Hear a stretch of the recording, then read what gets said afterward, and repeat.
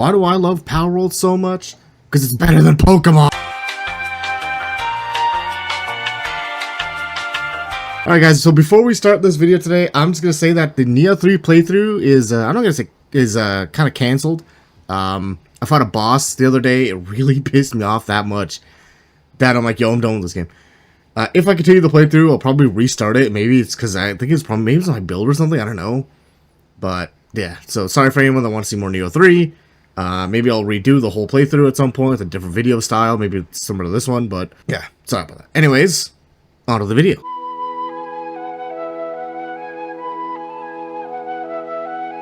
Man, this prick was definitely going to eat us. Welcome everyone to my latest addiction. As you know, if you've been on the live streams with me, my latest addiction, Palworld. It's got such a grip on me that I actually struggled to write the script. I kept going, I'm gonna write the script, and then I would just play the game off stream. Literally was playing it too much to just write the script. And it's not just me.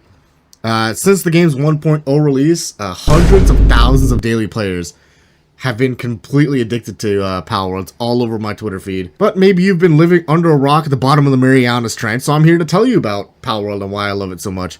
So Palworld is an open world survival crafting game where you collect monsters. Now, you'll probably notice that I put the monster collecting part last. That's because your pal's job is to help you survive and craft. Sure, you definitely need them to deal huge damage, especially in the late game. Your pals are pretty much all your damage. But you can still deal decent damage by yourself. But let's not get too ahead of ourselves. Now, starting off, one of the cool things about Palworld is when you make your world, you have custom world settings. So you don't play on casual or normal or even hardcore. You can change the aspects like day and night speed, drop chance, the lucky pal spawn rates, move your structure deterioration, change how many pals you have on your base. There are tons of options that can tailor to what you want. And don't worry about feeling bad with people who are like, oh, you didn't play on ultra hardcore, you suck. Well, screw those people. It's your game world, you get to decide how you want to play it, and that's awesome. Most games will let you do, you get to make a character, the default character, I call her the pal gal. Most people actually just run with that, because honestly she does look very good, but you get to pick a character, lots of options you can go through. After you spawn in and hopefully don't get eaten, you're instructed to talk to a nearby NPC. You'll be told to read the survival manual, which everyone definitely reads the survival manual all the way through in every video game ever.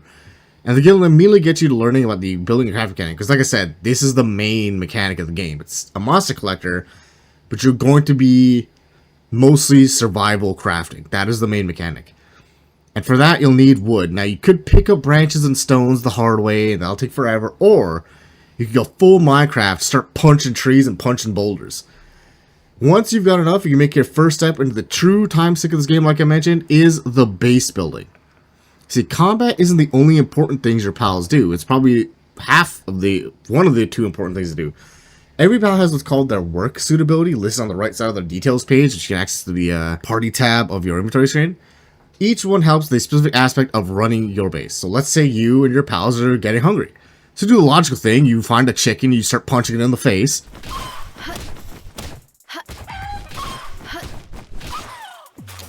And now you've got some raw chicken, but cooked chicken would probably do a lot better. So you build and use a campfire. Now you can cook it yourself, but if you have a pal with the kindling suitability, which is basically any fire elemental pal, they can help you cook it faster based on their level of work suitability and their work speed stat. And that is the true purpose of pals. Servitude, which is the word we'll be using. Now, once you spent about 4 hours picking out the perfect spot for your base, I recommend just a giant open area, but I also spent 4 hours looking for one. It will designate a radius for that base and allow you to summon worker pals who will perform tasks based on their suitability and the facilities currently built in your base radius. You'll also get tasks to build specific facilities that increase the amount of worker pals and total bases you can have just based on your world settings. All your basic crafting recipes for facilities, materials, armors, and weapons, those are all found in your tech page. You will get tech points whenever you level up, and ancient tech points are acquired through beating bosses, and both types of tech points get acquired through finding these books that you just use as usable items. You'll also get tech points anytime you unlock a fast travel location. You can also acquire schematics to craft armor and weapons, which are strong in their base versions in your weapon tree. And when I say weapons, I mean you start off with like a club and a bow. You get some pretty basic guns. I've got you in my sights. And then you just get a beam sword and a rocket launcher. Hey buddy. Hey buddy.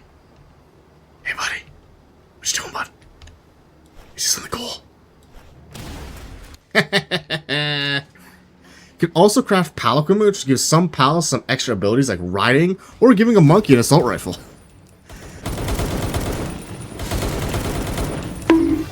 See, pal combat is actually very simple. You craft pal spheres, throw them to capture pals or people if that's what you're into. Slavery. And then you summon them to attack whatever you target, or just set them to the aggressive mode. They'll fight whatever they want. They will use skills that you set them in sets of 3, and they will learn new ones as they level, and they can learn any type of skill through skill fruits. You'll find these skill fruits scattered around the map. They're growing on trees. You just pick them up, and yeah, any skill. You want to teach a fire pal the aqua laser skill? You can do that. You want to teach a electric pal the earth skill? You can do that. Make sure you check the survival guide for the little type chart there so you know who's affected against what. There are about over 200 pals in the game. Each one has their own unique animation for attacking, idling, and any work that they do. So as you catch more pals, you're probably going to be asking me, Edge, why are there so many humanoid pals? And to that I say, there's a parasitic fungus that evolved to look like a hot woman, because that form was more successful for it. Why do you think there's so many pals that look half human? Think you trust me on an island with all these Catris, Lylene, Icelands, and Bronches running around? But yes, there are loads of pals. Each one's super unique with their own animations and everything. They all feel very unique. Their own petting animation, eating animation. It's actually, there's so much attention to detail put into this game. Now finally, the game has a bunch of factions that don't get confused by the name Free Pal Alliance like I did, because they do not offer free pals like I thought, and will instead chase you down with a bunch of sticks. They're all evil. And all have pals in cages, despite their names. In cages you can free to earn yourself a free ally.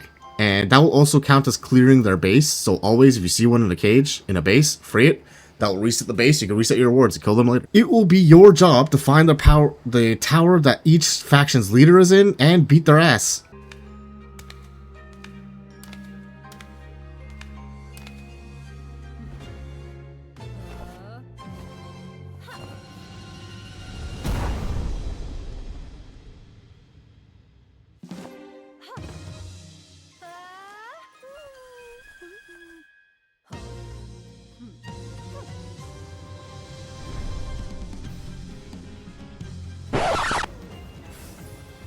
Which is a shame because half of the leaders are absolute baddies.